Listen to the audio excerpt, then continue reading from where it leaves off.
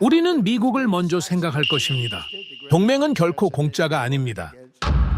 그 서슬퍼런 선언 한마디에 70년 동안 유지되던 세계 질서가 송두리째 무너졌습니다.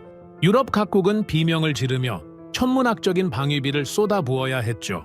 동맹조차 서로의 실익만 따지는 냉혹한 각자 도생의 시대가 도래한 것입니다. 모두가 공포에 질려 숨을 죽인 바로 그 순간, 미국의 거침없는 폭주 덕분에 대한민국은 생각지도 못했던 역대급 초대박 상황을 맞이했습니다.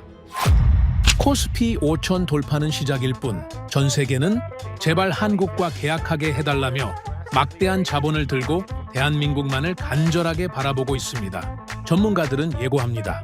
앞으로 5년, 대한민국 반만년 역사상 단 한 번도 보지 못한 초고속 성장 구간이 열렸다고 말이죠. 대체 무슨 일이 벌어진 걸까요?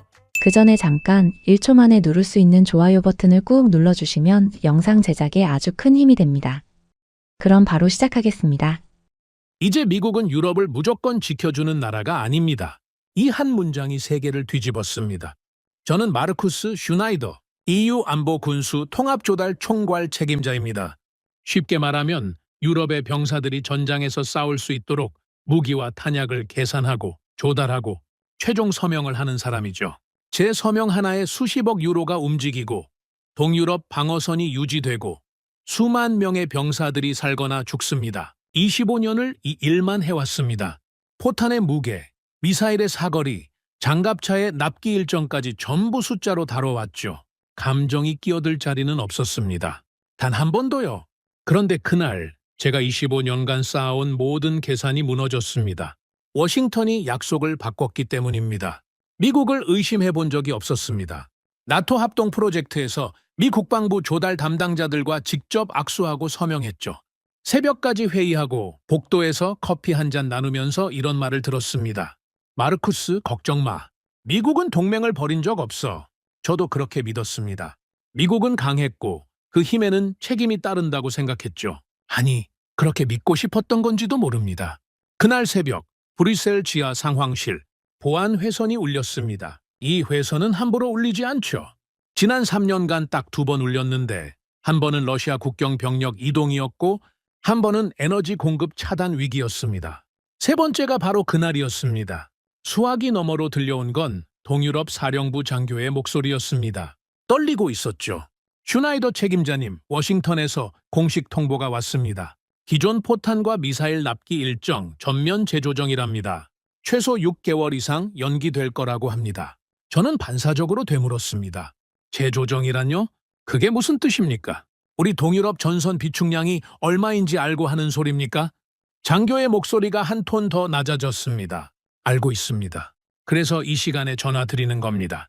저희 쪽 포탄 비축량 21도 안 됩니다. 수화기를 내려놓고 저는 한동안 움직이지 못했습니다. 다리에 힘이 빠져서가 아닙니다. 그 한마디가 뜻하는 것이 너무나 거대했기 때문이죠. 재조정, 이 단어가 참 교묘합니다. 파기라고는 하지 않죠. 그러나 본질은 같습니다. 우리가 믿고 기다리던 탄약이 오지 않는다는 뜻이니까요. 상황실로 내려갔습니다. 이미 사람들이 모여 있었죠. 장성 넷, 조달 책임자 셋, 외교관 둘, 모니터 12개가 전부 빨간색 숫자를 뿜어내고 있었습니다. 아무도 말하지 않았습니다. 누군가 물 한 잔을 쏟았는데 닦는 사람이 없었죠. 그 정도의 침묵이었습니다. 제 앞에 놓인 보고서의 첫 줄을 읽었습니다. 전시 대비 비축량 31일. 유럽 5억 인구의 안전을 보장할 수 있는 시간이 고작 한 달이라는 뜻입니다. 그리고 그 한 달마저 이제는 장담할 수 없게 된 겁니다. 제가 먼저 입을 열었습니다. 현재 미국 측 계약 중 이행 확정된 건이 몇 건입니까? 조달 담당자가 노트북을 넘기더니 고개를 떨궜습니다. 확정이라고 볼 수 있는 건 사실상 없습니다. 전부 재협상 대상으로 분류됐습니다. 방 안의 공기가 얼어붙었습니다. 25년간 조달 업무를 하면서 계약이 한 건도 확정되지 않은 상태를 경험한 적은 처음이었죠.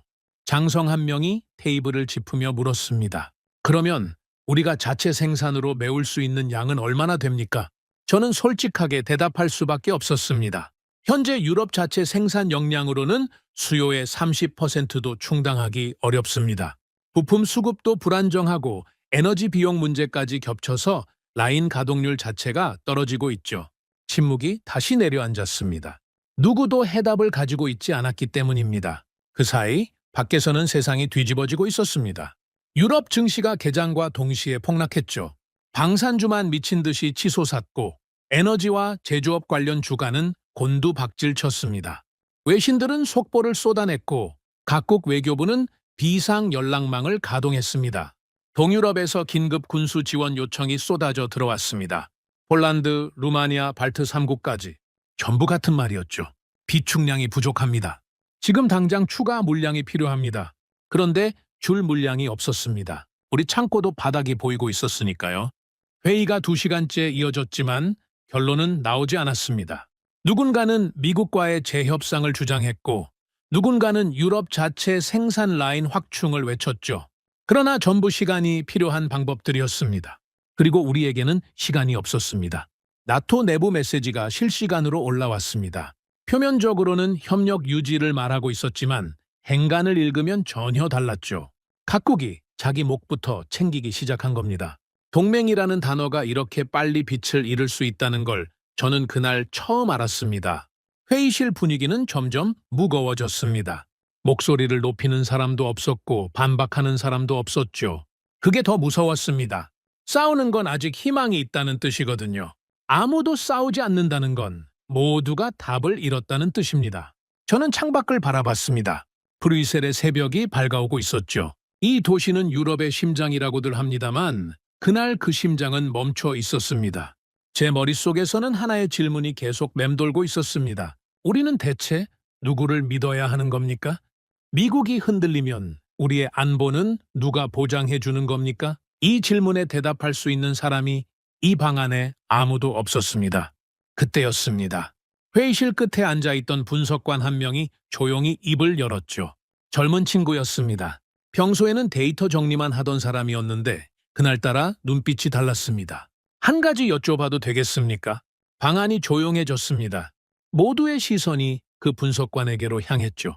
한국은 어떻습니까? 짧은 한마디였습니다. 그런데 그 한마디가 묘하게 방 안의 공기를 바꿔놓았습니다.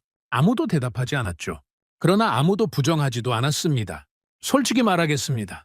저는 그 순간까지 한국을 깊이 생각해 본 적이 없었습니다. 품질 좋은 제조국 정도로만 알고 있었죠. 가성비 좋은 방산국가, 기술력은 인정하지만 유럽의 안보를 맡길 수 있는 전략적 파트너로는 한 번도 떠올려 본 적이 없었습니다. 그런데 그날 그 한마디가 제 머릿속에 박혔습니다. 회의가 끝나고 사무실로 돌아와서도 커피를 마시면서도 보고서를 넘기면서도 계속 맴돌았죠. 한국은 어떻습니까? 저는 그날 밤 처음으로 동맹을 계산하기 시작했습니다. 감정이 아니라 데이터로, 신뢰가 아니라 숫자로. 누가 계약을 지키는가? 누가 일관성을 유지하는가? 누가 정치에 흔들리지 않는가? 25년 동안 무기를 다뤄왔지만 그날처럼 숫자가 무겁게 느껴진 적은 없었습니다. 그리고 그 무거운 숫자들 사이에서 저는 아직 모르고 있었습니다. 그 젊은 분석관의 한마디가 제 인생을 그리고 유럽의 전략 지도를 완전히 바꿔놓게 될 거라는 사실을요. 그날 이후 저는 잠을 제대로 자지 못했습니다. 눈을 감으면 빨간색 숫자들이 떠올랐죠. 31일, 20일. 이 숫자들이 천장에 붙어서 저를 내려다보는 것 같았습니다. 하지만 저는 감정에 빠져 있을 사람이 아닙니다. 분석가니까요. 공포를 느끼면 데이터를 펼칩니다. 그게 25년간 제가 살아남은 방법이었죠. 상황실 회의 이후 세계는 더 빠르게 무너지고 있었습니다. 유럽 내부에서는 정치 갈등이 걷잡을 수 없이 번졌죠. 자체 방위력을 키워야 한다는 쪽과 미국과의 관계를 어떻게든 복원해야 한다는 쪽이 격렬하게 부딪혔습니다.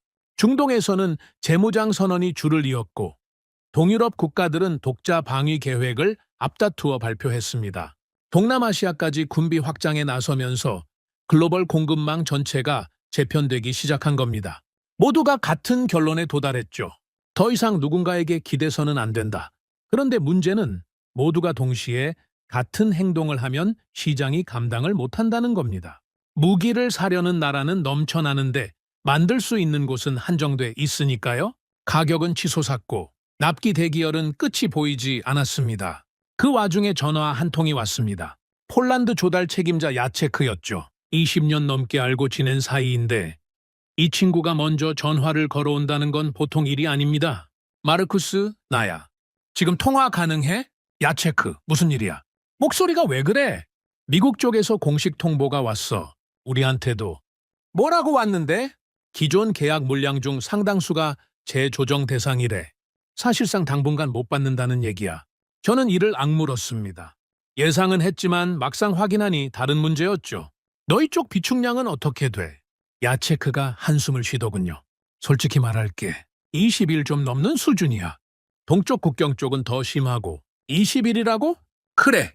그래서 전화한 거야. 마르쿠스, 내가 한 가지 제안할 게 있어. 말해봐. 야체크의 목소리가 낮아졌습니다. 한국에 연락해봐. 지금 당장. 저는 잠깐 멈칫했습니다. 며칠 전 회의실에서 젊은 분석관이 던졌던 그 한마디가 떠올랐죠. 한국은 어떻습니까? 한국? 갑자기 왜? 갑자기가 아니야.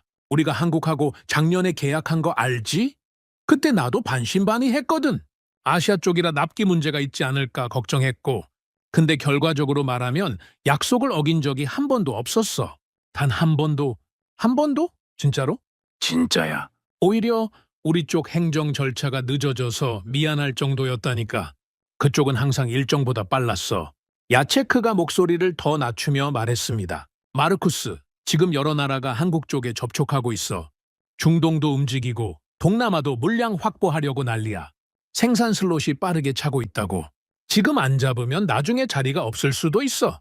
전화를 끊고 저는 한동안 수화기를 내려다봤습니다. 야체크는 감정적인 사람이 아닙니다.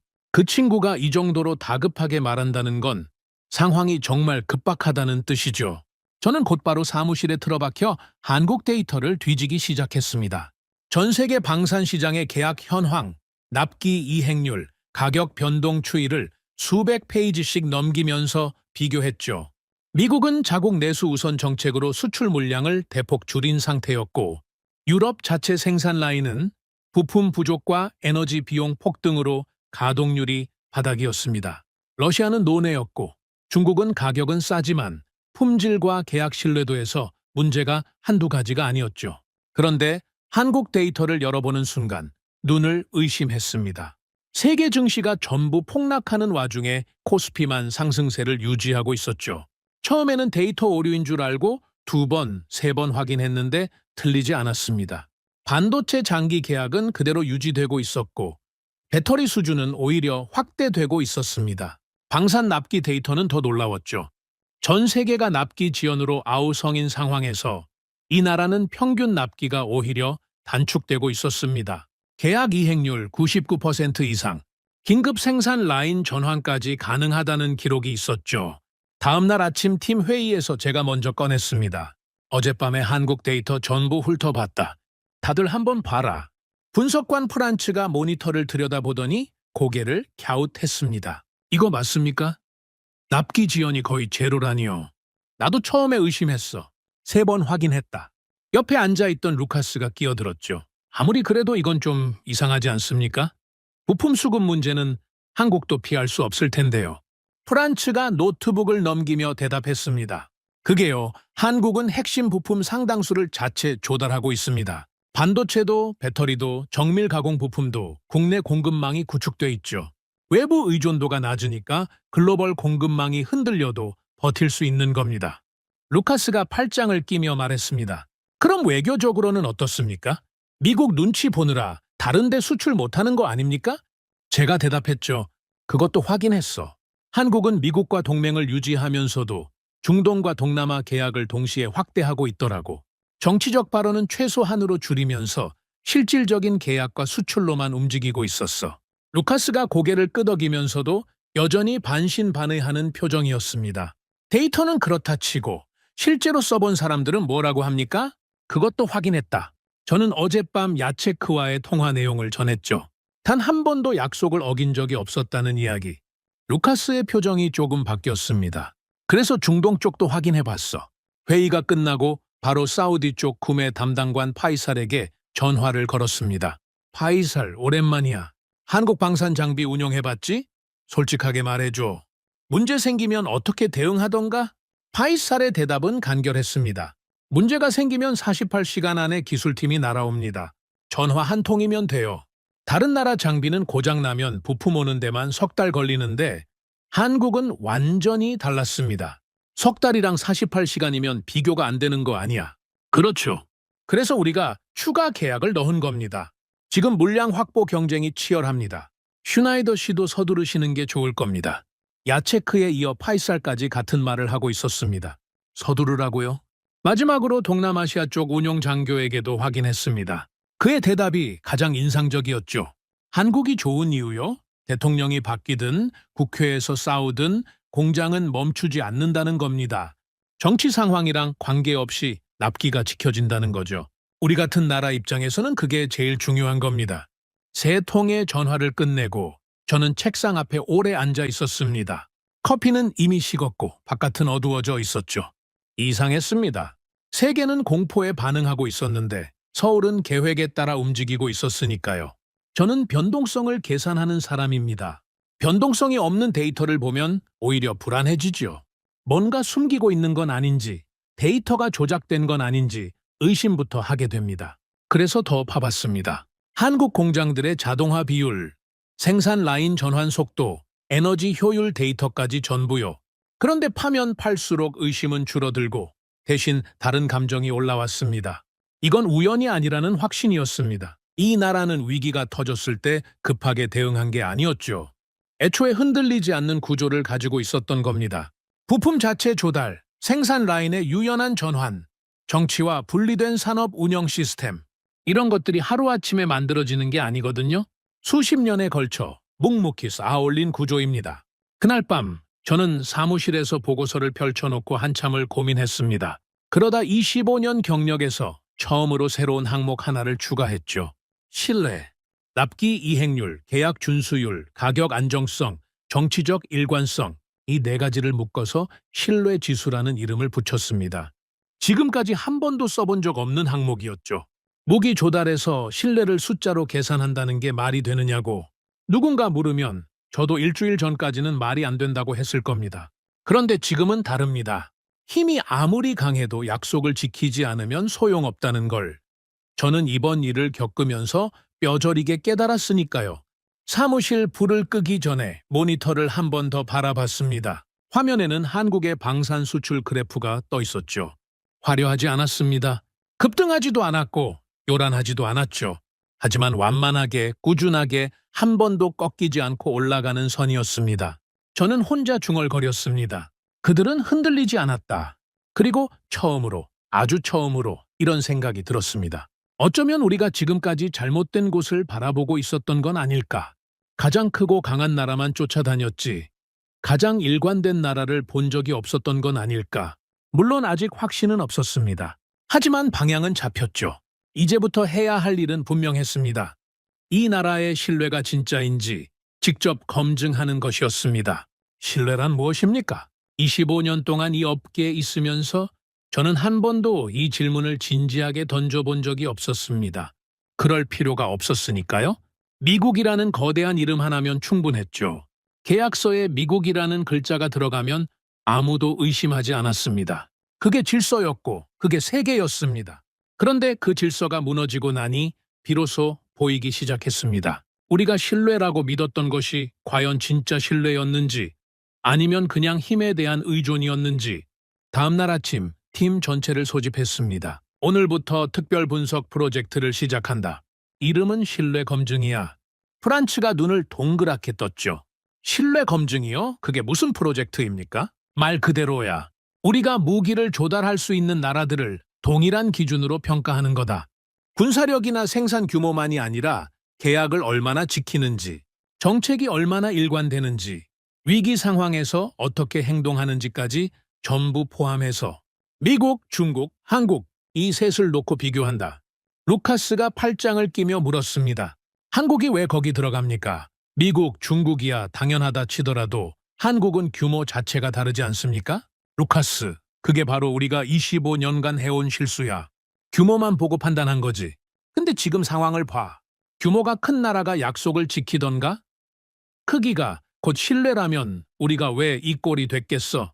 루카스가 입을 다물었습니다. 요타, 미국부터 시작하자. 프란츠, 미국 분석 결과 보여줘. 프란츠가 화면을 띄웠습니다. 군사력 수치만 보면 압도적이었죠. 세계 최대 국방 예산, 최첨단 무기 체계, 전 세계에 걸친 군사 기지. 능력 면에서는 논쟁의 여지가 없었습니다. 능력은 만점입니다. 그건 부정할 수 없죠. 프란츠가 담담하게 말했습니다. 문제는 일관성이야. 거기 데이터 보여줘. 프란츠가 화면을 넘겼습니다. 그리고 회의실 분위기가 달라졌죠. 먼저 에너지 문제부터 보시죠. 유럽은 오랫동안 러시아 가스에 의존해왔습니다. 그 의존이 전략적 위험으로 돌아왔죠. 전쟁이 터지고 가스가 끊겼을 때 미국이 액화 천연가스를 공급했지만 우리는 그 순간 깨달은 겁니다. 에너지든 무기든 어떤 한 나라에 과도하게 의존하는 구조는 언제든 위기가 될 수 있다는 사실을요. 루카스가 끼어들었습니다. 그건 러시아 문제 아닙니까? 미국은 오히려 도와준 쪽인데요. 마야. 미국이 도와준 건 사실이야. 하지만 핵심은 그게 아니라 의존 구조 자체의 위험성이야. 러시아에 의존했다가 당했고 그 다음에 미국 액화 천연가스에 의존하게 됐지. 구조가 바뀐 게 아니라 의존 대상만 바뀐 거야. 이게 문제라는 거지. 루카스가 고개를 끄덕였지만 완전히 납득한 표정은 아니었습니다. 저는 계속했죠. 그럼 다음 사례를 보자. 프란츠, 아프가니스탄 자료 띄워. 화면이 바뀌었습니다. 아프가니스탄 철군 관련 데이터와 타임라인이 나왔죠. 이 사건은 따로 설명이 필요 없을 겁니다. 20년간 주둔하던 미군이 철수하면서 벌어진 일들 다들 기억하시죠? 카불 공항의 혼란, 현지 협력자들의 절규, 동맹국들의 충격. 이건 단순한 군사작전의 종료가 아니었습니다.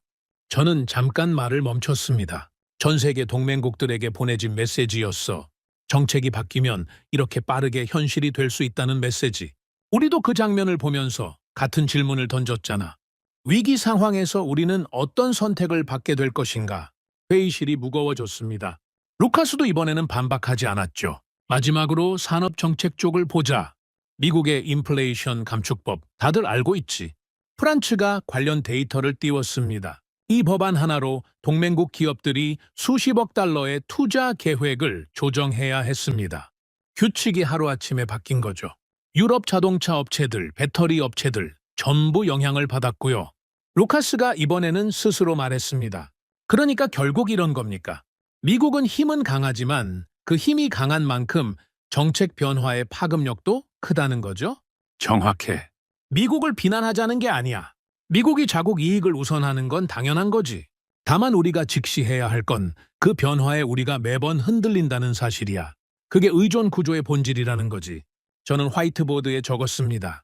미국, 능력 최상, 일관성 불안정. 요따. 다음 중국으로 가자. 프란츠가 화면을 전환했습니다. 중국 분석입니다. 생산 능력과 가격 경쟁력은 압도적입니다. 양으로만 따지면 세계 어느 나라도 비교가 안 되죠. 인프라 건설 속도도 놀랍고요. 그런데 문제가 있지? 네. 먼저 스리랑카 사례부터 보시죠. 프란츠가 항만 프로젝트 자료를 띄웠습니다. 스리랑카 한반도타 항만입니다. 초기 조건은 매력적이었습니다. 대규모 투자에 빠른 착공. 그런데 부채 부담이 눈덩이처럼 불어나면서 결국 항만 운영권이 99년간 장기 임대되는 결과로 이어졌습니다. 루카스가 인상을 찌푸렸죠. 99년이요? 사실상 넘어간 거 아닙니까? 그렇게 해석하는 분석가들이 많습니다. 이 사건은 단순한 경제 문제가 아니라 전략적 의존의 위험성을 적나라하게 보여준 사례였죠. 아프리카 쪽은 어떻습니까? 제가 물었더니 프란츠가 다음 자료를 꺼냈습니다. 일부 아프리카 인프라 프로젝트에서 공사 지연과 조건 변경 사례가 반복적으로 보고되고 있습니다. 초기 속도는 빠르지만 장기적 안정성은 별개의 문제였죠. 완공 후 유지 보수가 제대로 이루어지지 않아서 시설이 방치되는 경우도 있었고요. 방산 쪽은 동남아 국가들의 방산 계약에서도 품질과 유지 보수 문제로 분쟁이 다수 확인됐습니다. 장비를 도입한 뒤에 추가 비용이 급증하는 경우가 많았고 부품 공급이 정치적 관계에 따라 좌우되는 사례도 있었습니다. 루카스가 고개를 저었습니다. 그러면 무기를 사놓고도 정치적으로 눈치를 봐야 한다는 뜻 아닙니까? 그렇지. 가격이 싸다는 건 매력적이야. 하지만 싸게 사서 비싸게 치르는 거야. 장비를 사놓고 부품이 안 오면 그건 무기가 아니라 고철이 되는 거니까. 저는 화이트보드에 적었습니다. 중국, 능력 거대, 신뢰 부재. 회의실이 조용해졌습니다. 미국과 중국을 분석하고 나니 모두의 표정이 달라져 있었죠. 희망이 사라진 얼굴이었습니다. 세계에서 가장 강한 두 나라를 분석했는데 어느 쪽도 온전히 믿을 수가 없다는 결론이 나왔으니까요. 저는 잠깐 침묵을 두었습니다. 그리고 천천히 말했죠. 우리는 미국의 힘과 중국의 속도를 분석했다. 그러나 위기 속에서 정말 필요한 건 힘도 아니고 속도도 아니었어. 모두가 저를 바라봤습니다. 예측 가능성이야. 프란츠가 조용히 물었죠. 그럼 마지막 분석 대상을 시작할까요? 그래, 한국이다. 화면이 바뀌는 순간 회의실의 공기가 미묘하게 달라졌습니다. 한국입니다. 제조 역량부터 말씀드리면 반도체, 배터리, 자동차, 조선, 방산까지 종합, 제조 역량이 세계 최상위권입니다. 핵심 부품 자체 조달 비율이 높아서 외부 공급망 교란에 강하고요. 납기 쪽은 지난 3년간 방산 수출 계약의 납기 이행률이 99.2%입니다. 지연된 0.9%도 평균 3일 이내에 해결됐습니다. 루카스가 믿기 어렵다는 표정을 지었죠. 아까 미국 정책 변화 얘기했잖아. 한국은 어떻습니까? 한국도 정치가 상당히 시끄러웠을 텐데요. 프란츠가 고개를 끄덕이며 대답했습니다. 맞습니다. 한국 내부 정치는 결코 조용하지 않았습니다. 대선도 있었고 정권 교체도 있었고 국회에서 격렬하게 충돌하기도 했죠. 그런데 놀라운 건 그 와중에도 방산 수출 일정은 단 한 번도 영향을 받지 않았다는 겁니다. 공장은 멈추지 않았고 계약은 지켜졌고 납기는 유지됐습니다. 계약 조건 변경은요. 중국처럼 사후에 조건을 바꾸거나 미국처럼 갑자기 정책이 뒤집히거나 한 적은요? 없습니다. 확인된 사례가 단 한 건도 없습니다. 회의실에 침묵이 내려왔습니다. 하지만 이번 침묵은 달랐죠. 아까 미국과 중국 분석 후의 침묵은 절망의 침묵이었습니다. 지금은 무언가를 깨닫기 시작하면서 생기는 침묵이었죠. 루카스가 먼저 입을 열었습니다. 잠깐요.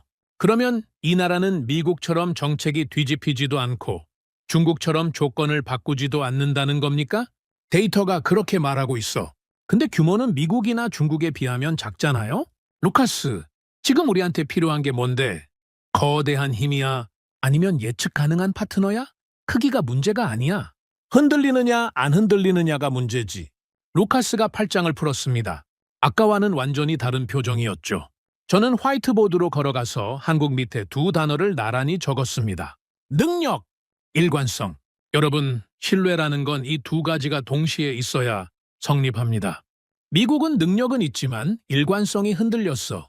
중국은 규모는 크지만 약속의 무게가 가벼웠고 한국은 이 둘을 동시에 갖고 있었어.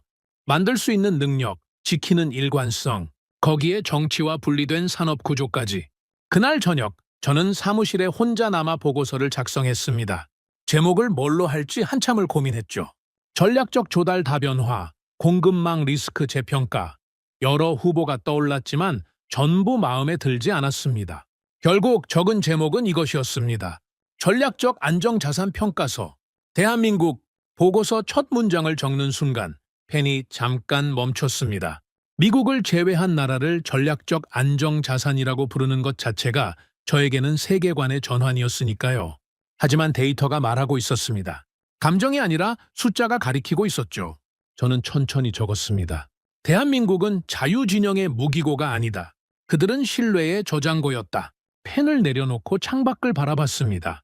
브뤼셀의 밤하늘은 여전히 흐렸지만 이상하게 마음속은 선명해지고 있었습니다. 25년간 강한 나라만 쫓아다녔는데 정작 필요했던 건 흔들리지 않는 나라였다는 사실. 그 깨달음이 묵직하게 가슴에 내려앉았습니다. 물론 이 보고서가 순순히 통과될 리 없다는 것쯤은 저도 알고 있었습니다. 내부 반발은 이미 예상하고 있었죠. 하지만 그건 내일의 싸움이었습니다. 적어도 오늘 저는 데이터로 증명할 수 있는 결론을 얻었습니다. 그리고 그 결론의 중심에 대한민국이라는 이름이 있었습니다. 보고서를 제출한 건 아침 9시였습니다. 폭풍이 시작된 건 10시 반이었죠. 고작 1시간 반이었습니다. 가장 먼저 연락이 온 건 하인리히 크라우스였습니다. EU 방위산업 자주화 위원회 의장. 유럽은 유럽의 힘으로 지켜야 한다는 신념이 뼈에 박힌 사람이죠. 독일 출신의 강경파로 정치권에서도 영향력이 상당하고 목소리도 크고 무엇보다 물러설 줄을 모릅니다. 20년 넘게 알고 지냈지만 편한 상대는 한 번도 아니었습니다. 전화벨이 울렸을 때 직감했죠. 크라우스다. 마르쿠스 보고서 읽었다. 인사도 없었습니다. 바로 본론이었죠. 읽었으면 의견을 말해. 솔직하게 말하겠다. 한국을 전략적 안정자산이라고? 신뢰의 저장고? 대체 무슨 생각으로 이런 보고서를 올린 거야? 목소리가 낮았지만 분노가 깔려 있었습니다. 데이터를 기반으로 작성한 거야. 하인리히. 감정이 아니라 숫자로. 숫자 좋아하는 건 알아. 하지만 자네가 지금 뭘 하고 있는지 알기나 하나? 미국이 흔들린다고 아시아에 매달리자는 거잖아. 러시아 가스에서 미국 가스로 갈아탄 게 엊그제야. 이번엔 한국으로 갈아타자고? 의존 대상만 바꾸는 거 아닌가? 날카로운 지적이었습니다. 인정할 수밖에 없었죠. 크라우스가 틀린 말을 하는 건 아니었으니까요. 그래서 보고서에도 분명히 썼어. 전면 의존이 아니라 전략적 분산이라고. 한국이 유일한 답이라는 게 아니야. 하지만 지금 즉시 검증 가능한 가장 현실적인 선택지라는 거지. 현실적. 유럽의 안보를 아시아 국가한테 맡기는 게 현실적이라고? 아무것도 안 하고 앉아서 재고가 바닥나는 걸 지켜보는 게 더 현실적이야? 전화기 너머로 크라우스의 침묵이 느껴졌습니다. 짧았지만 그 침묵 속에 고민이 있었죠. 하지만 크라우스는 크라우스였습니다. 나는 반대하겠다. 공식적으로. 위원회에서도 문제를 제기할 거야. 유럽이 자체 생산 능력을 키우는 게 먼저다. 하인리히. 자체 생산 라인이 정상화되려면 최소 3년은 걸려. 그 3년 동안 동유럽 전선은 누가 지키나? 크라우스는 대답하지 않았습니다. 전화가 끊겼죠. 크라우스의 영향력은 제가 생각한 것보다 넓었습니다. 위원회 내부에서 반대 의견이 빠르게 퍼지기 시작했죠. 유럽 자주 방위를 주장하는 의원들이 결집했고 일부 매체에서는 비판적인 기사까지 나왔습니다. 아시아 의존론은 또 다른 위험이다. 이런 제목이 브뤼셀 주요 언론에 실렸죠. 안에서 크라우스가 맡고 있는 사이, 밖에서는 세계가 미친 듯이 움직이고 있었습니다. 그리고 이 바깥 상황이 저를 더 다급하게 만들었죠. 프란츠가 긴급 보고를 들고 왔습니다.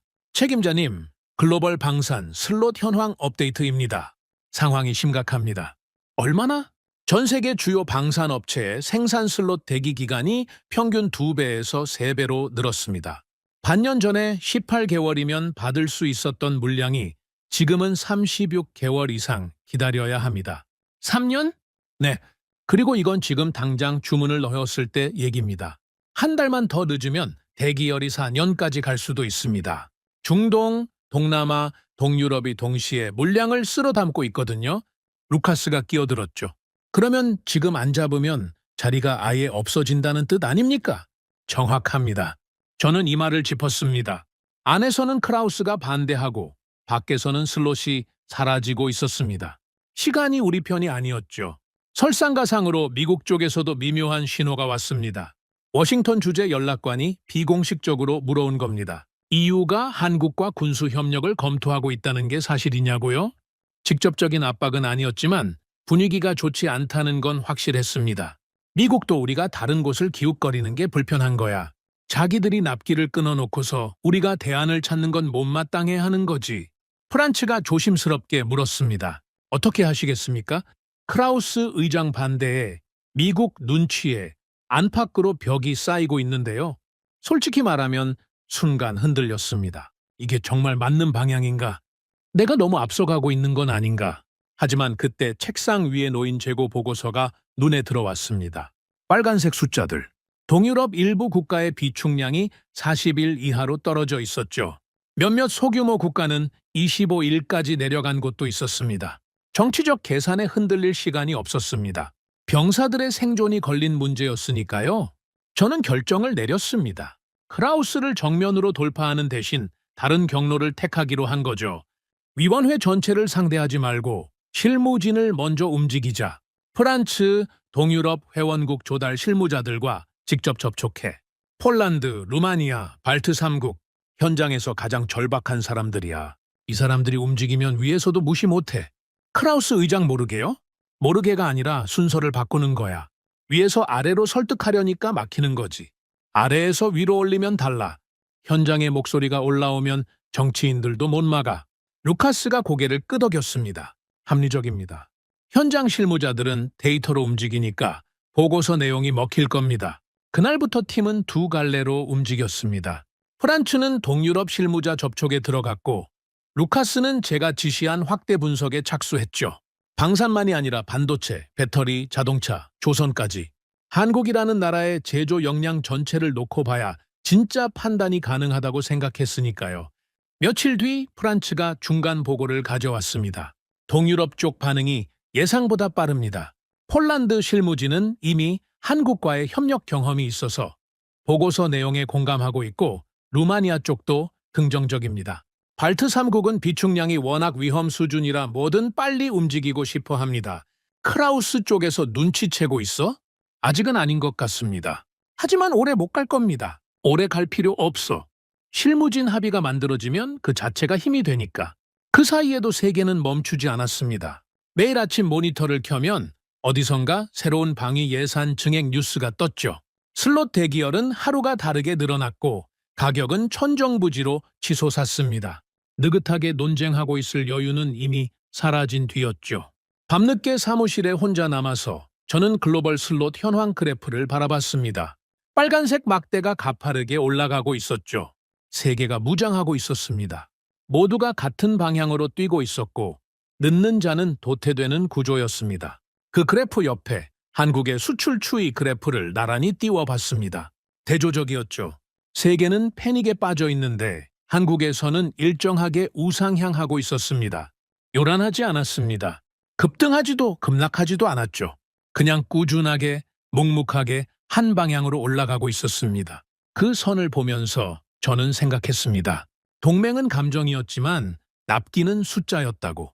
지금 우리에게 필요한 건 감정이 아니라 숫자를 지키는 나라였습니다. 약속을 말하는 나라가 아니라 약속을 실행하는 나라요. 노트를 펼치고 한 줄을 적었습니다. 선택지가 사라지는 세계에서 남아있는 선택지의 무게는 더 커진다. 한국이라는 이름이 점점 무거워지고 있다. 펜을 내려놓았습니다. 내일은 더 바빠질 거라는 걸 알고 있었죠. 크라우스와의 싸움은 아직 끝나지 않았고 미국의 시선도 여전히 따가웠습니다. 하지만 동유럽 현장에서 움직임이 시작되고 있었고 데이터는 하루하루 쌓이고 있었습니다. 시간은 우리 편이 아니었습니다. 하지만 방향은 잡혔죠. 이제 남은 건 이 방향이 맞다는 걸 숫자로 증명하는 것이었습니다. 일주일이 지났습니다.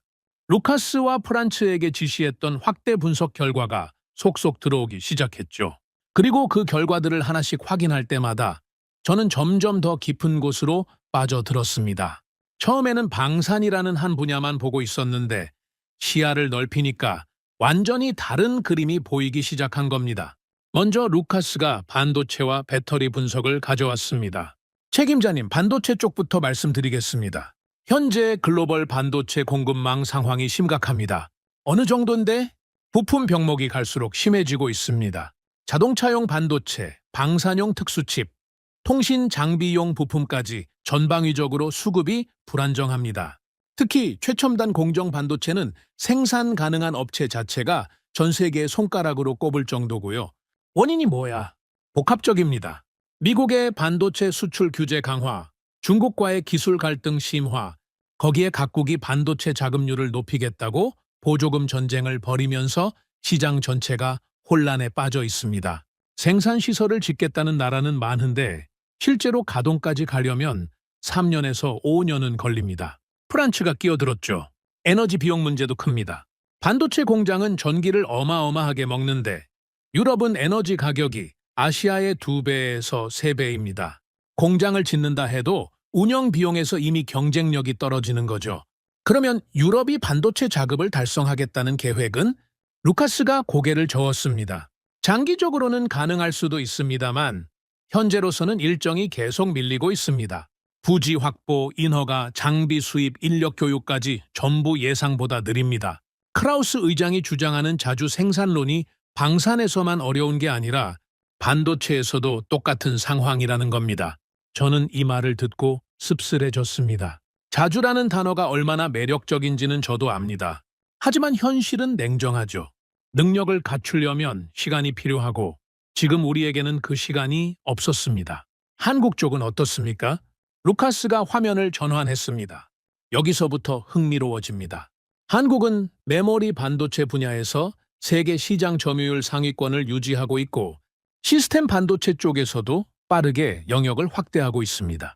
핵심은 글로벌 공급망이 이렇게 혼란스러운 와중에도 장기 공급 계약을 안정적으로 유지하고 있다는 겁니다. 계약 변경이나 조건 수정 사례는 확인된 게 없습니다. 미국이 수출 규제를 강화하면서 일부 거래선이 영향을 받았지만 한국 업체들은 기존 유럽 거래처와의 계약을 그대로 이행하고 있습니다. 정치적 변수가 산업에 미치는 영향이 최소화되어 있는 구조죠. 프란츠가 배터리 쪽 데이터를 이어서 보여줬습니다. 배터리는 더 놀랍습니다. 전기차, 에너지, 저장 시스템, 군용 장비까지 배터리 수요가 폭발하고 있는데 한국은 기술 격차를 유지하면서 장기 공급 계약을 꾸준히 확대하고 있습니다. 중국산 배터리가 가격으로는 앞서지만 품질 안정성과 장기 신뢰도에서는 한국이 앞선다는 평가가 지배적이고요. 루카스가 덧붙였죠. 인공지능이랑 로보틱스 쪽 수요도 폭증하고 있습니다. 데이터 센터, 자율주행, 스마트 공장까지 이 모든 분야에서 반도체와 배터리가 핵심 부품인데 한국은 이 두 가지를 동시에 만들 수 있는 몇 안 되는 나라 중 하나입니다. 저는 팔짱을 끼고 한참을 생각했습니다. 처음에는 방산만 보고 있었는데 시야를 넓히니까 구조가 보였죠. 이 나라는 방산에서만 강한 게 아니었습니다. 제조업 전체가 하나의 시스템으로 연결돼 있었던 겁니다. 반도체가 있으니까 첨단 무기를 만들 수 있고 배터리가 있으니까 군용 장비의 전력 시스템을 자체 해결할 수 있고 자동차와 조선에서 쌓은 정밀 제조 기술이 방산에도 그대로 이어지는 구조. 프란츠, 자동차랑 조선 쪽은 어떻습니까? 자동차는 글로벌 시장에서 꾸준히 점유율을 높이고 있고 특히 전기차 전환 속도가 빠릅니다. 조선은 이미 세계 1위 수준이고요. 액화천연가스, 운반선 같은 고부가 가치 선박 분야에서는 독보적인 기술력을 갖고 있습니다. 루카스가 정리하듯 말했습니다. 결국 이런 겁니다. 한국은 반도체, 배터리, 자동차, 조선, 방산까지 제조업 전 분야에서 상위권 역량을 갖추고 있고 이 산업들이 서로 연결돼서 시너지를 만들고 있다는 거죠. 어느 한 분야만 잘하는 게 아니라 제조 생태계 전체가 단단한 겁니다. 그리고 그 단단한 구조가 위기 상황에서도 흔들리지 않는 이유가 되는 거고 제가 말을 이었죠. 외부 공급망이 끊겨도 핵심 부품을 자체 조달할 수 있으니까 생산이 멈추지 않고 에너지 효율이 높으니까 비용 상승에도 버틸 수 있고 산업 간 연결이 단단하니까 한 분야가 흔들려도 다른 분야가 받쳐주는 거야. 회의실이 잠깐 조용해졌습니다. 모두가 같은 그림을 보고 있었죠. 그때 프란츠가 조심스럽게 입을 열었습니다. 그런데 책임자님, 한 가지 의문이 있습니다. 뭔데? 능력이 있다는 건 확인됐습니다. 데이터가 말하고 있으니까요. 하지만 능력만으로 이 정도의 일관성이 설명이 됩니까? 능력 있는 나라는 많습니다. 미국도 능력이 있고 중국도 능력이 있죠. 그런데 왜 그 나라들은 흔들리고 한국은 안 흔들립니까? 좋은 질문이었습니다. 사실 저도 같은 의문을 품고 있었으니까요. 그게 핵심이야, 프란츠. 능력은 조건일 뿐이고 일관성은 다른 문제야. 미국은 능력은 세계 최고지만 정책이 흔들려. 행정부가 바뀔 때마다 방향이 달라지고 자국 이익이 우선이 되면 동맹 약속도 조정 대상이 되지. 힘은 충분했지만 방향이 흔들렸던 거야. 중국은요? 중국은 규모가 거대하지만 약속의 무게가 가벼워. 정치적 관계에 따라 계약 조건이 바뀌고 장기적 신뢰가 쌓이지 않는 구조지. 능력은 있는데 일관성이 없는 거야. 루카스가 끼어들었습니다. 그러면 한국은 왜 일관성이 유지되는 겁니까? 한국도 정치가 시끄럽고 경제 상황이 항상 좋은 것만은 아니었잖아요. 저는 잠깐 생각했습니다. 그리고 이렇게 대답했죠. 그건 아직 완전히 답을 못 찾았어. 하지만 하나 보이는 건 있어. 한국은 정치와 산업이 분리되어 움직이는 구조야. 대통령이 바뀌든 국회가 싸우든 공장은 멈추지 않아. 수출 계약은 정권의 색깔과 관계없이 이행돼. 이건 시스템이 그렇게 설계돼 있다는 뜻이야. 프란츠가 고개를 끄덕이며 말했습니다. 그게 다른 나라와의 결정적 차이인 것 같습니다. 미국은 정치가 산업에 직접적으로 영향을 미치고 중국은 정치가 아예 산업을 통제하죠. 한국은 정치가 시끄러워도 산업 시스템은 독립적으로 돌아가는 거고요. 마야! 그래서 이 나라가 위기에 강한 거야. 정치적 변수가 생산에 영향을 주지 않으니까 외부에서 보기에는 항상 예측 가능한 거지. 저는 화이트보드 앞으로 걸어가서 크게 세 단어를 적었습니다.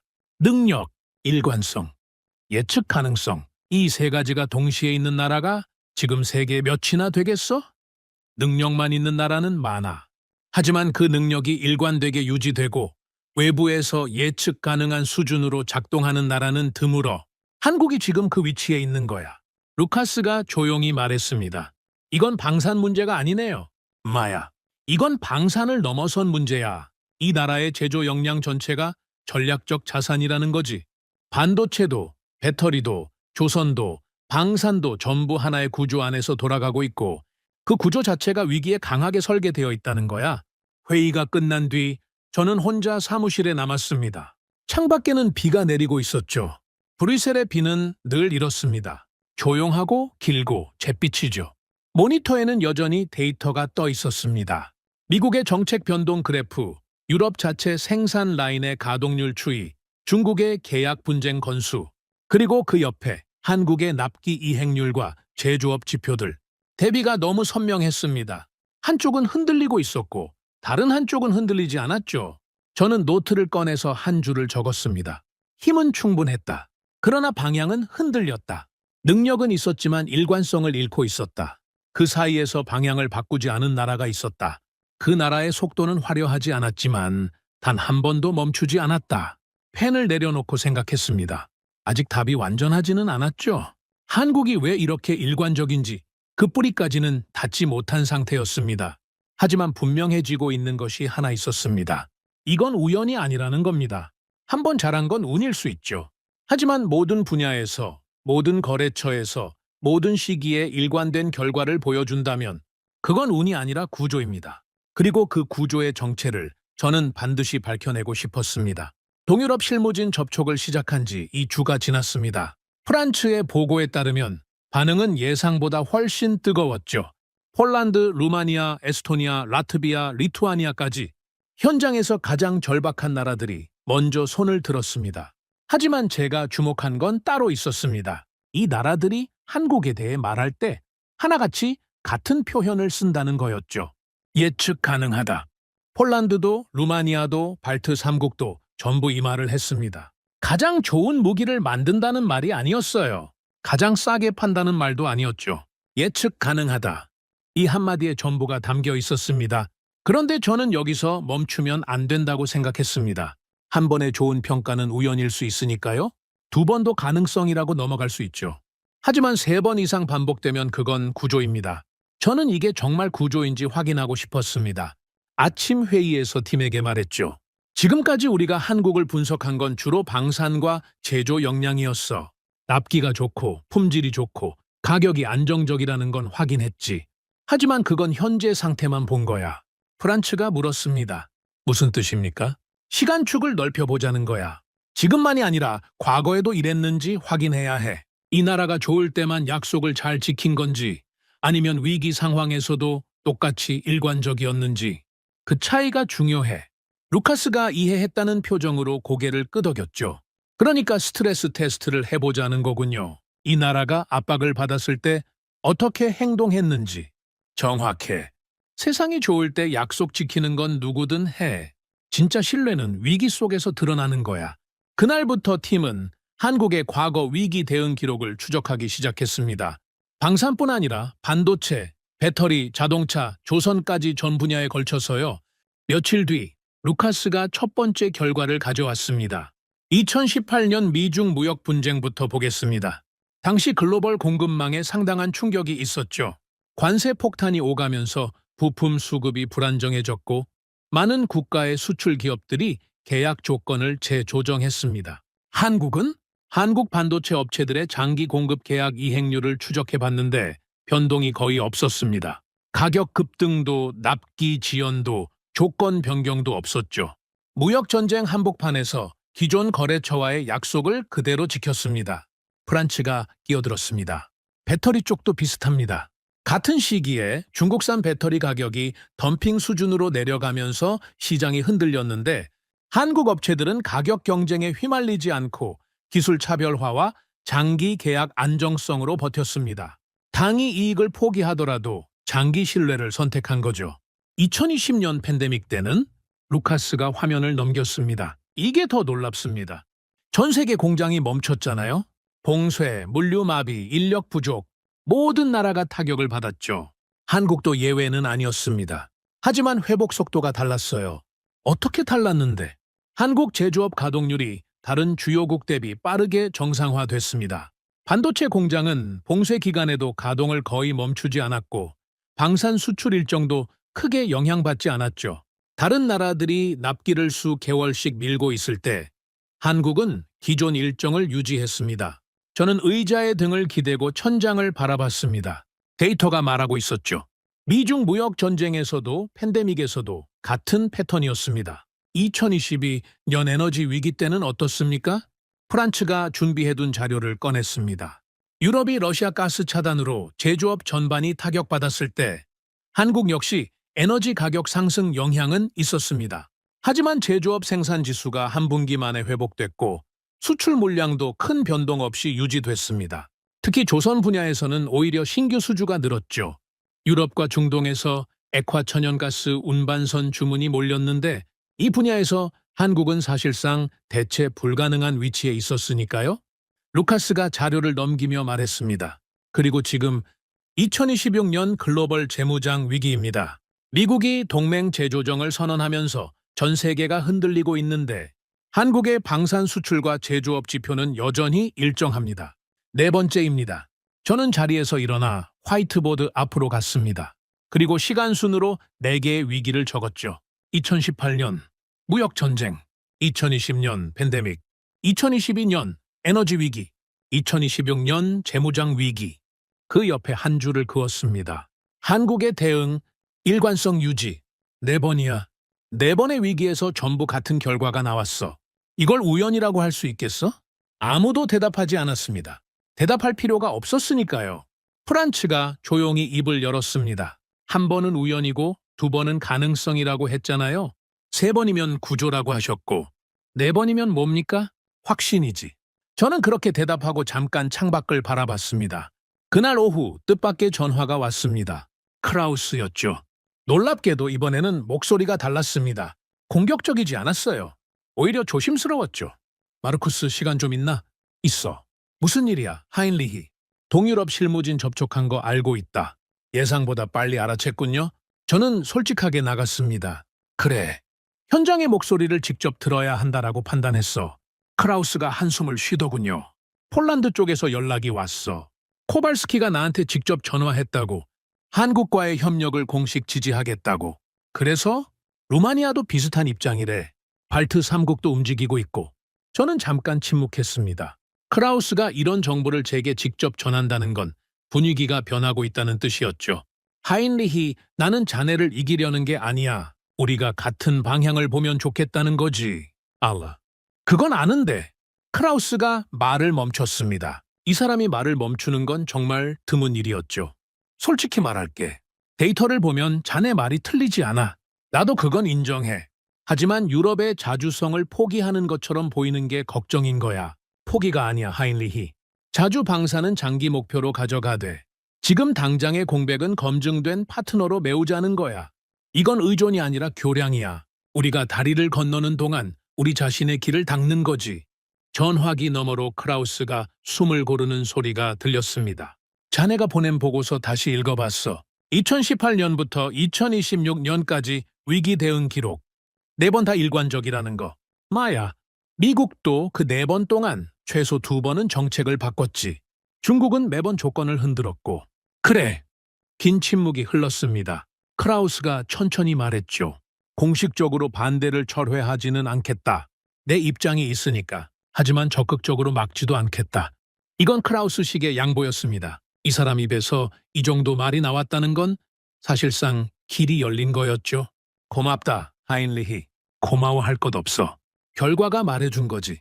내가 양보한 게 아니라 전화를 끊고 저는 한동안 수화기를 내려다봤습니다. 크라우스라는 사람을 20년 넘게 알았지만 이렇게 물러서는 모습은 처음이었죠. 그만큼 데이터의 무게가 컸다는 뜻입니다.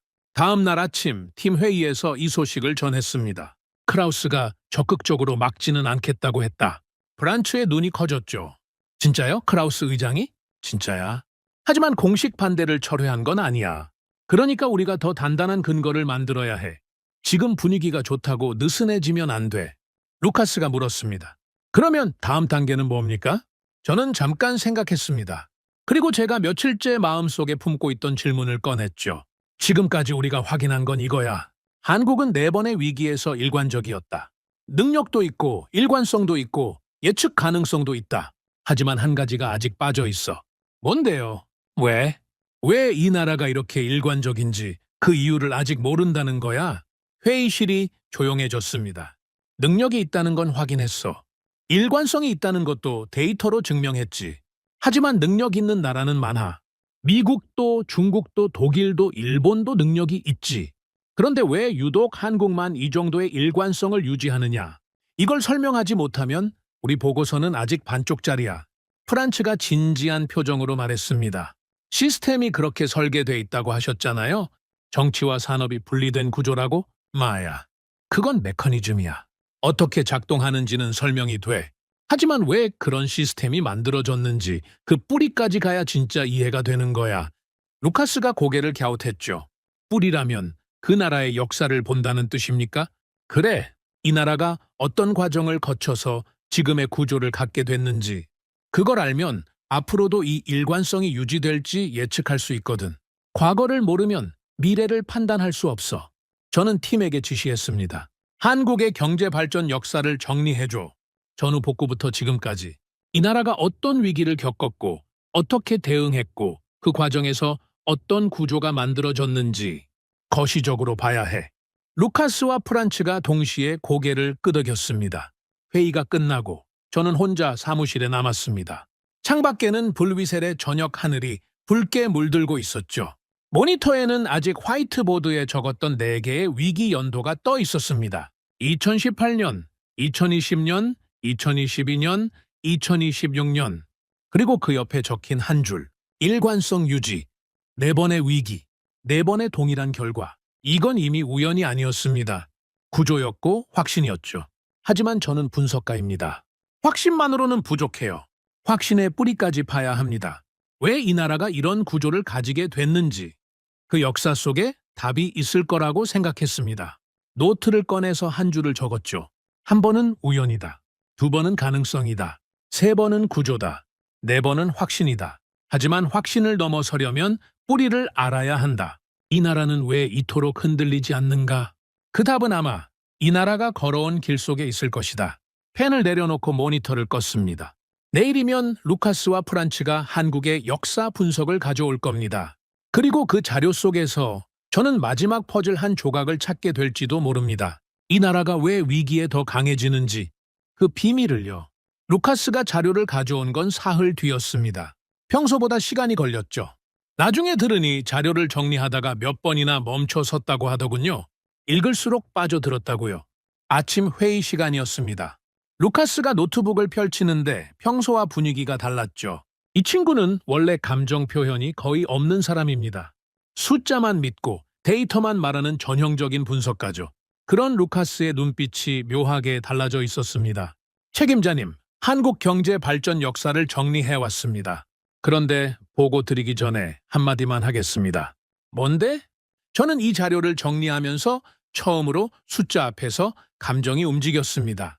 프란츠도 저도 놀랐죠. 루카스 입에서 감정이라는 단어가 나올 줄은 몰랐으니까요. 시작해봐. 루카스가 첫 번째 화면을 띄웠습니다. 1953년 한국전쟁 휴전 직후입니다. 이 나라의 상태를 한마디로 말하면 아무것도 없었습니다. 아무것도? 네, 국토의 대부분이 폐허였고 산업 기반이라고 할 만한 것이 사실상 제로였습니다. 1인당 국민소득이 당시 세계 최빈국 수준이었죠.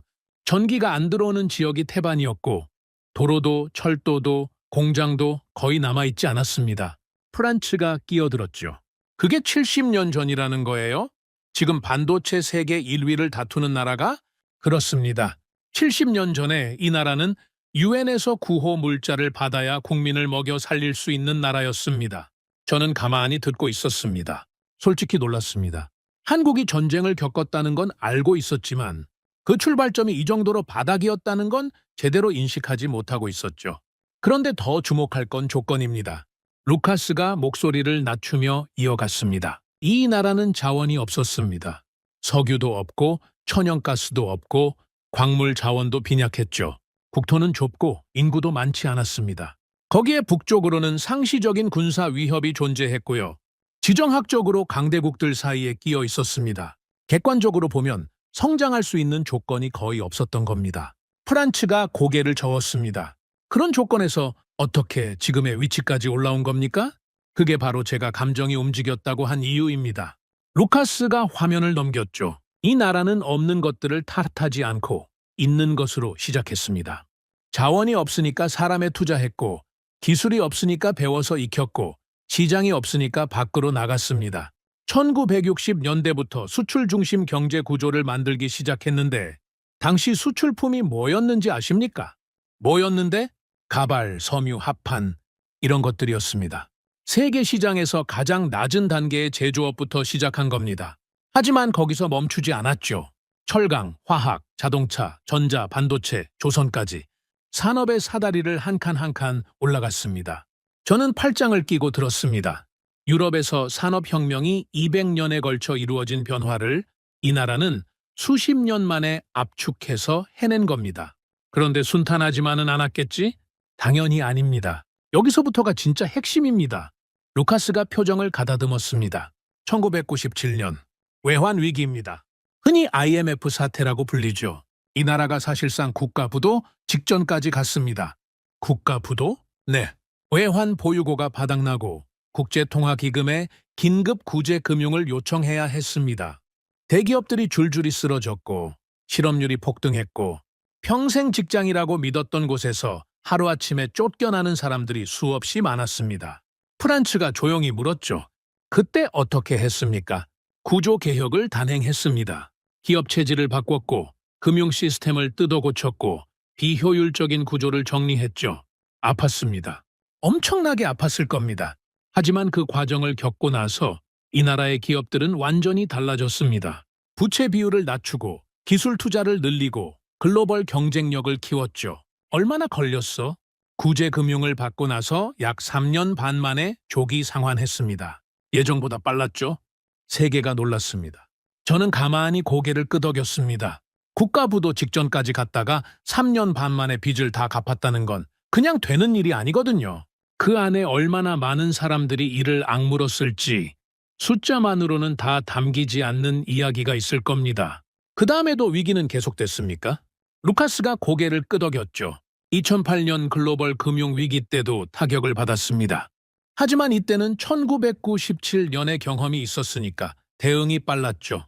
기업들이 이미 체질 개선을 마친 상태였고 금융 시스템도 강화돼 있었습니다. 주요 선진국들이 장기 침체에 빠져 있을 때 한국은 비교적 빠르게 회복했습니다. 프란츠가 자료를 넘기며 말했습니다. 그리고 이 과정에서 한국이 세계 1위를 만들어낸 분야가 하나둘 늘어나기 시작합니다. 메모리 반도체, 디스플레이, 조선, 배터리. 전부 하루아침에 된 게 아닙니다. 수십 년간 기술에 투자하고 실패하고 다시 도전해서 만들어낸 결과들이죠. 루카스가 이어서 말했습니다. 반도체만 해도 처음에 한국이 이 분야에 뛰어들었을 때 세계는 비웃었다고 합니다. 후발주자가 선진국을 어떻게 따라잡겠느냐고요. 하지만 결과적으로 따라잡았을 뿐 아니라 앞질렀죠. 조선도 마찬가지입니다. 유럽과 일본이 장악하고 있던 시장을 뒤집어 놓았습니다. 저는 여기서 한 가지를 짚었습니다. 잠깐. 지금 우리가 듣고 있는 건 성공 스토리처럼 들리지만 핵심은 다른 데 있어. 모두가 저를 바라봤죠. 이 나라가 대단한 건 성공했기 때문이 아니야. 무너질 때마다 다시 일어섰기 때문이야. 전쟁으로 폐허가 됐을 때 일어섰고, 외환 위기로 부도 직전에 갔을 때 일어섰고, 금융 위기가 닥쳤을 때도 일어섰어. 이 패턴이 중요한 거야. 프란츠가 끼어들었습니다. 그러니까 위기 대응 능력 자체가 이 나라의 체질이 됐다는 뜻입니까? 그래? 위기가 이 나라에게는 낯선 계절이 아니라는 거야. 봄이 오면 여름이 오듯이 위기가 오면 극복하는 게 이 나라의 리듬이 된 거지. 그래서 우리가 분석한 4번의 위기에서 전부 일관적이었던 거야. 이 나라는 위기를 처음 겪는 나라가 아니거든. 루카스가 조용히 말했습니다. 자료를 정리하면서 한 가지 더 발견한 게 있습니다. 뭔데? 이 나라의 위기 극복 방식에 일관된 패턴이 있습니다. 위기가 터지면 구조를 바꿉니다.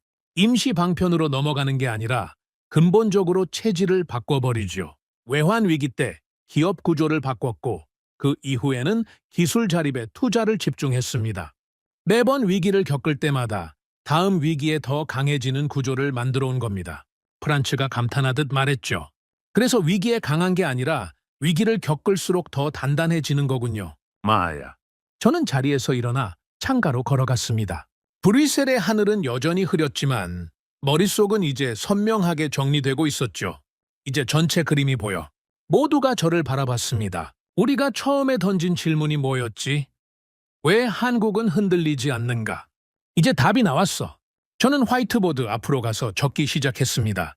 첫째, 이 나라는 아무것도 없는 데서 출발했어. 자원도 없고 돈도 없고 기술도 없었지.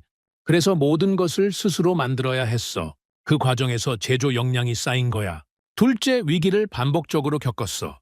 전쟁, 외환 위기, 금융 위기. 매번 무너질 뻔했지만 매번 구조를 바꾸면서 더 강해졌어. 위기가 이 나라의 성장 연료가 된 거지. 셋째, 그 과정에서 정치와 산업이 분리되는 시스템이 만들어졌어. 대통령이 바뀌든 국회가 싸우든 공장은 멈추지 않는 구조. 이건 하루아침에 된 게 아니라 수십 년간 위기를 극복하면서 자연스럽게 형성된 거야. 넷째, 핵심 부품을 자체 조달하는 공급망을 구축했어. 외부에 의존하면 위기 때 끊길 수 있다는 걸 경험으로 알고 있으니까. 반도체도 배터리도 정밀 부품도 자기 안에서 해결하는 구조를 만든 거지. 저는 펜을 내려놓고 팀을 바라봤습니다. 이 4가지가 합쳐진 거야. 능력, 일관성, 예측 가능성. 우리가 분석한 이 3가지가 어디서 왔는지 이제 설명이 되는 거지. 이건 우연히 만들어진 게 아니야. 폐허에서 시작해서 위기를 반복해서 겪으면서 수십 년에 걸쳐 쌓아 올린 구조야. 회의실이 한동안 조용했습니다. 루카스가 먼저 입을 열었죠. 제가 감정이 움직였다고 한 이유를 이제 아시겠습니까? 저는 고개를 끄덕였습니다. 알겠어. 숫자로는 다 담기지 않는 이야기가 있었던 거지. 프란츠가 조심스럽게 물었습니다. 그러면 이 분석을 보고서에 포함시키는 겁니까? 당연하지. 이게 우리 보고서의 마지막 퍼즐이야. 한국이 왜 신뢰할 수 있는 파트너인지, 현재 데이터만이 아니라 역사적 맥락까지 설명할 수 있으면 보고서의 무게가 완전히 달라져. 제목은 어떻게 하시겠습니까? 저는 잠깐 생각했습니다. 그리고 적었죠. 왜 대한민국은 위기에 더 강해지는가? 그날 저녁 보고서 최종본을 정리하면서 저는 오래 생각에 잠겼습니다. 25년간 이 일을 해오면서 수많은 나라를 분석했습니다.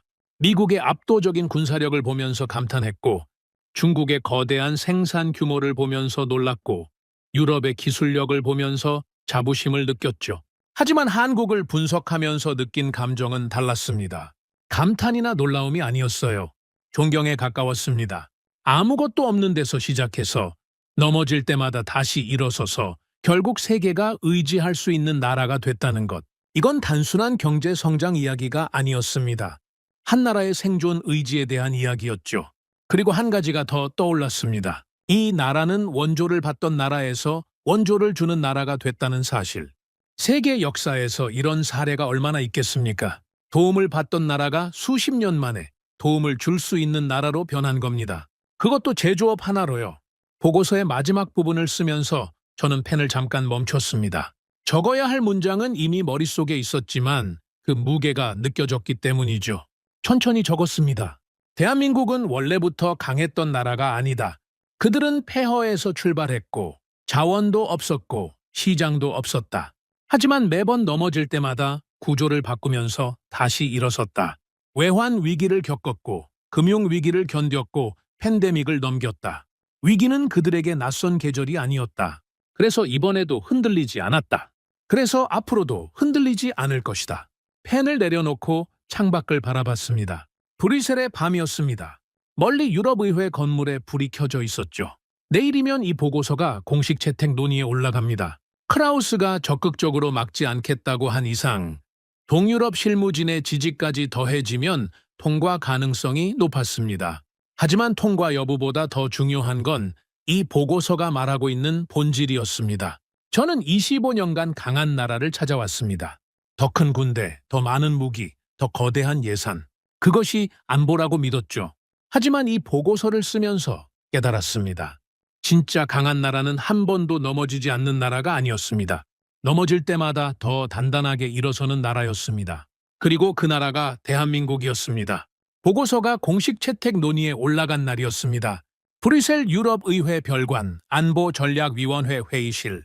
저는 이 방에 수십 번 들어가 봤지만 그날만큼 긴장된 적은 없었습니다. 회의실에 들어서니 이미 자리가 차 있었죠. 각국 대표단, 방위산업 담당관, 외교 자문관들, 그리고 맞은편 끝자리에 크라우스가 앉아 있었습니다. 눈이 마주쳤죠. 그는 살짝 고개를 끄덕였습니다. 적극적으로 막지 않겠다던 그 약속을 지키겠다는 뜻이었을 겁니다. 의장이 회의 시작을 선언했습니다. 오늘 안건은 EU 군수 조달 다변화 전략 보고서 채택건입니다. 보고서 작성 책임자 마르쿠스 슈나이더 총괄이 발표하겠습니다. 저는 자리에서 일어났습니다. 손에는 제가 새벽까지 정리한 보고서가 들려 있었죠. 25년 경력에서 가장 무거운 보고서였습니다. 존경하는 위원 여러분, 저는 오늘 하나의 질문에 대한 답을 가져왔습니다. 회의실이 조용해졌습니다. 그 질문은 이것입니다. 혼돈의 시대에 우리는 누구를 믿을 수 있는가? 저는 천천히 시작했습니다. 지난 몇 주간의 분석을 압축해서 전달해야 했죠. 미국의 정책 변동성, 중국의 계약 불안정성, 유럽 자체 생산의 한계, 그리고 그 사이에서 발견한 하나의 이름. 우리는 미국의 힘을 분석했습니다. 세계 최강이라는 데는 이론이 없습니다. 하지만 최근 수년간 정책 방향이 반복적으로 바뀌었고 동맹에 대한 약속의 무게도 달라졌습니다. 아프가니스탄 철군 과정에서 세계가 받은 충격을 우리 모두 기억하고 있습니다. 산업 정책 변화가 동맹국 기업들에 미친 영향도 경험했죠. 능력은 의심할 여지가 없지만 예측 가능성에는 물음표가 붙기 시작했습니다. 몇몇 위원들이 고개를 끄덕였습니다. 중국도 분석했습니다. 생산 규모와 가격 경쟁력은 압도적이지만 스리랑카 항만 사례에서 보았듯이 전략적 의존의 위험이 존재합니다. 아프리카 인프라 프로젝트에서의 반복적인 지연과 조건 변경, 동남아 방산 계약에서의 품질 분쟁까지 능력은 거대하지만 장기적 신뢰를 구축하기에는 구조적 한계가 있습니다. 그렇다면 유럽 자체 생산은 어떻습니까? 자주 방사는 옳은 방향입니다. 저도 동의합니다. 하지만 현실적으로 생산 라인 정상화에 최소 3년이 필요하고 부품 수급과 에너지 비용 문제가 해결되지 않은 상태입니다. 장기 목표로는 맞지만 지금 당장의 공백을 메우기에는 시간이 부족합니다. 여기까지는 문제 제기였습니다. 이제 답을 제시할 차례였죠. 그래서 저는 다른 기준으로 세계를 다시 봤습니다. 힘이 아니라 일관성, 규모가 아니라 예측 가능성, 약속을 말하는 나라가 아니라 약속을 지키는 나라.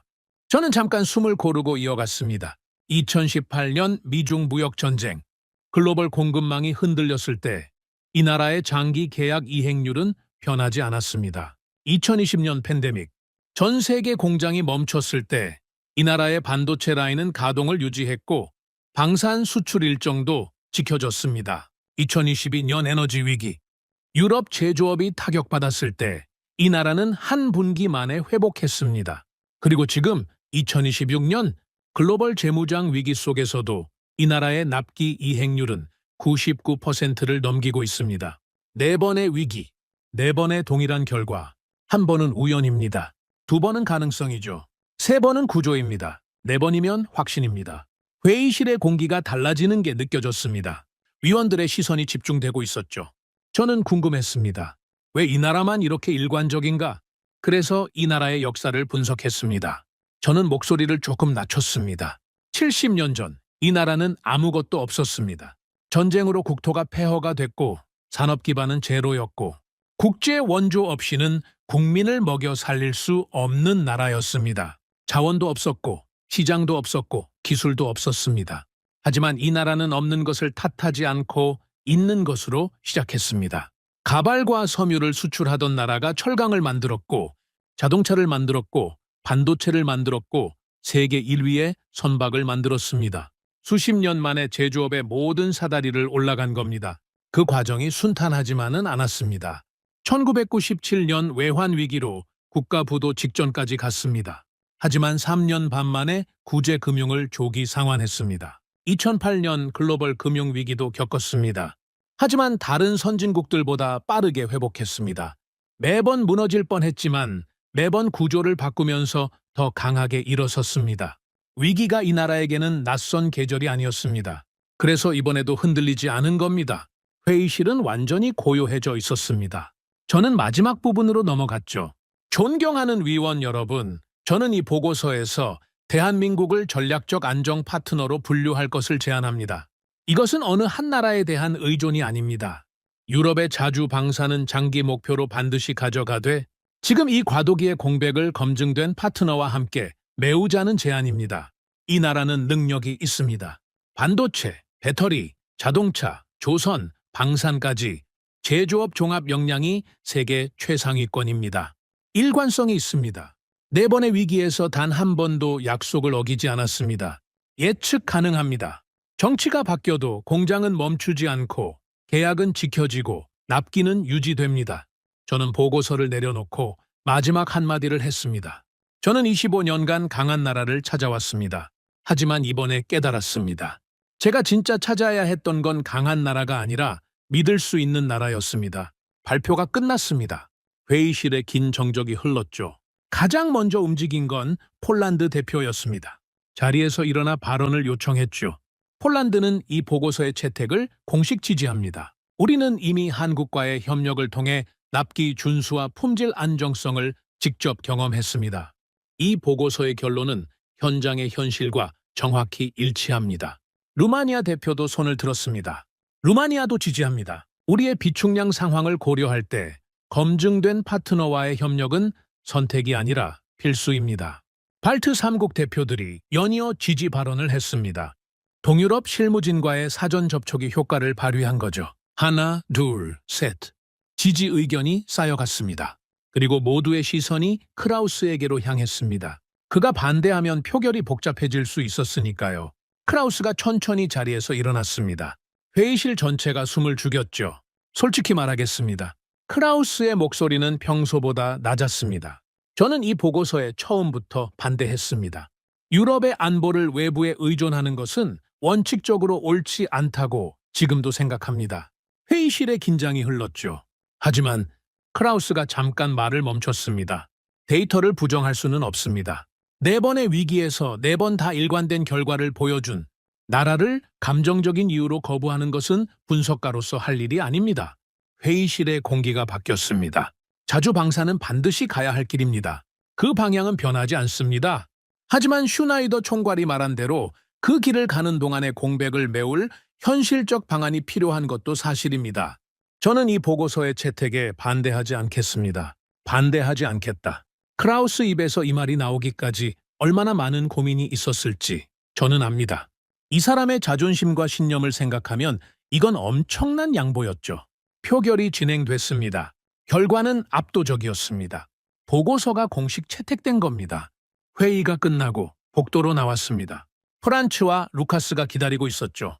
프란츠는 화난 얼굴이었고 루카스는 여전히 무표정이었지만 눈빛이 웃고 있었습니다. 통과됐습니다, 책임자님. 프란츠가 말했죠. 알라, 기분이 어떠십니까? 저는 잠깐 생각했습니다. 기쁘다기보다는 무겁다. 무겁다고요? 이건 시작이야. 보고서 하나 통과시켰다고 끝나는 게 아니거든. 이제부터 실제로 움직여야 해. 한국과의 협력 체계를 구체화하고 품질 검증을 지속하고 장기적 파트너십의 기반을 닦아야 하지. 이 보고서는 문을 연 거야. 문 안으로 걸어 들어가는 건 지금부터야. 복도 끝에서 크라우스가 걸어오고 있었습니다. 저와 눈이 마주쳤죠. 그가 멈춰 서더니 한마디를 했습니다. 결과가 말해준 거다, 마르쿠스. 자네가 옳았던 게 아니라 그답게 끝까지 인정은 안 했죠. 하지만 그 한마디 속에 담긴 의미를 저는 알고 있었습니다. 크라우스는 데이터 앞에서 고개를 숙인 겁니다. 그것만으로 충분했습니다. 그날 밤 사무실로 돌아왔습니다. 불을 켜지 않고 창가에 서서 브뤼셀의 야경을 바라봤죠. 유럽의회 건물의 불빛이 어둠 속에 떠 있었습니다. 저 건물 안에서 오늘 내린 결정이 앞으로 몇 년간 유럽의 안보 지형을 바꿔놓을 겁니다. 저는 25년간 무기를 계산해 왔습니다. 포탄의 무게, 미사일의 사거리, 장갑의 두께, 전부 숫자였죠? 하지만 이번에 깨달았습니다. 이 시대의 가장 강한 무기는 미사일도 전차도 아니었습니다. 신뢰였습니다. 미국이 재정렬을 시작하면서 세계는 흔들렸습니다. 공급망이 무너지고 동맹이 재편되고 모든 것이 불확실해졌죠. 하지만 그 혼돈 속에서 대한민국은 일관성을 보였습니다. 약속을 지켰고 속도를 지켰고 방향을 지켰습니다. 그들은 위기를 두려워하지 않습니다. 이미 수없이 넘어졌다가 다시 일어선 나라이기 때문입니다. 폐허에서 시작해서 아무것도 없는 상태에서 모든 것을 스스로 만들어낸 나라이기 때문입니다. 그래서 저는 확신합니다. 앞으로 이 혼돈의 시간이 길어질수록 세계가 더 흔들릴수록 대한민국은 더 높이 올라갈 것입니다. 흔들리지 않는 것의 가치가 이제야 비로소 드러나기 시작했으니까요. 창밖에 브뤼셀은 고요했습니다. 하지만 수만 킬로미터 떨어진 서울의 공장에서는 지금 이 순간에도 불이 켜져 있을 겁니다. 생산 라인은 돌아가고 있을 거고 누군가는 납기 일정을 확인하고 있을 거고 약속한 대로 내일 아침 선적을 준비하고 있을 겁니다.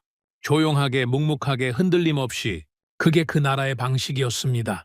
처음부터 끝까지. 오늘의 사연은 여기까지입니다. 구독과 좋아요는 영상 제작에 아주 큰 힘이 됩니다. 지금까지 감동테라스 저는 소희였습니다. 오늘도 우리 구독자님들의 가정에 따뜻한 행복이 가득하시길 진심으로 바라겠습니다. 긴 영상 끝까지 시청해주셔서 정말 감사합니다. 내일 더 좋은 이야기로 찾아뵙겠습니다. 감사합니다.